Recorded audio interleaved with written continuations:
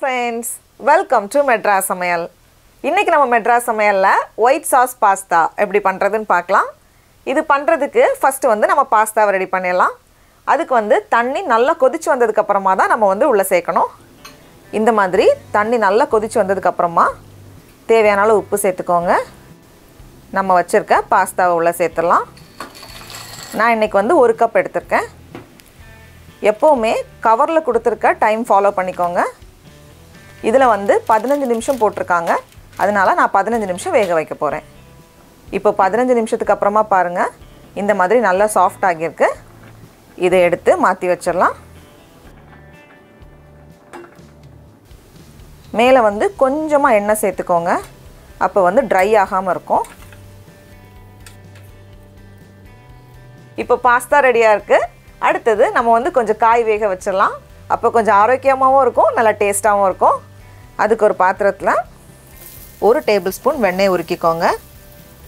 வெண்ணெய் உருகினதும் இதில் வந்து 2 பல் பூண்டை சின்ன சின்னதாக வெட்டி வச்சுருக்கேன். இப்போ பூண்டோட பச்சை வாசனை போனதுக்கப்புறமா 5லேருந்து 6 மஷ்ரூம் வெந்து கொஞ்சம் சாஃப்ட் ஆனதும் இதில் வந்து 1/4 கப் போல் பச்சை பட்டாணி, 1/4 கப் சோளம், கூடவே பாதி குடமிளகாய், கடைசியாக தேவையான அளவு உப்பும் சேர்த்துக்கோங்க. சேர்த்துட்டு இது வந்து 2 நிமிஷம் வேகட்டும். காய் வெந்ததும் இதை எடுத்து நம்ம மாற்றி வச்சிடலாம். அடுத்தது நம்ம ஒயிட் சாஸ் பண்ண ஆரம்பிச்சிடலாம். அதுக்கு ஒரு பேனில் 2 டேபிள் ஸ்பூன் வெண்ணெய் உருக்கிக்கோங்க. இப்போ இதில் 2 டேபிள் ஸ்பூன் மைதா மாவு. ஸ்டவ் வந்து சிம்மில் வச்சுக்கோங்க. மாவு வந்து கரிஞ்சிடக்கூடாது. நிறம் எதுவும் மாற தேவையில்ல. இப்போ மாவோட பச்சை வாசனை போனதுக்கப்புறமா இதில் வந்து 2 கப் பால் சேர்த்துக்கோங்க. பால் வந்து கொதிக்க ஆரம்பித்ததும் கொஞ்சம் கெட்டியாகும். அது வரைக்கும் இருக்கட்டும். இப்போ பாருங்கள், பால் வந்து கொஞ்சம் க்ரீமி ஆகியிருக்கு. இந்த மாதிரி கெட்டியானதும் இதில் நான் வந்து கொஞ்சம் துருவின சீஸ் சேர்க்க போகிறேன். சீஸ் சேர்த்தா இன்னும் கொஞ்சம் க்ரீமியாக இருக்கும்.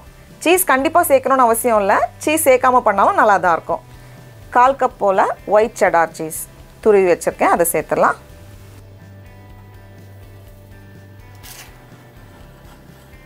சீஸ் உருகுனதும் இதில் நம்ம வேக வச்சுருக்க அந்த காய்,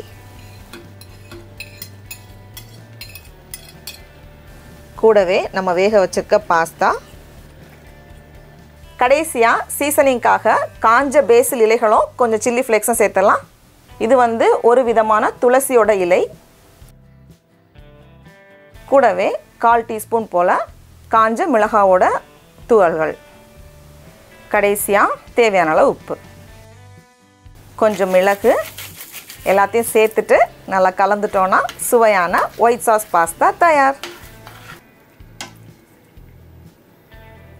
இப்போ லைட்டாக ஒரு கொதி வந்ததும் நம்ம ஸ்டவ்வை ஆஃப் பண்ணிடலாம்.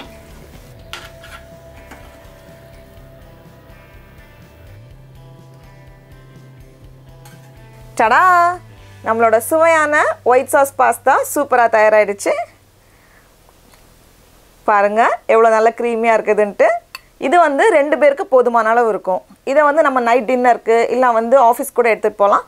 நீங்களும் கண்டிப்பாக இந்த பாஸ்தாவை வீட்டில் ட்ரை பண்ணி பாருங்கள். உங்களுக்கு இந்த வீடியோ பிடிச்சிருந்துச்சுன்னா மெட்ராஸ் சமையலுக்கு சப்ஸ்கிரைப் பண்ணுங்கள். நாவின் சுவையரும்புகள் மலரட்டும்.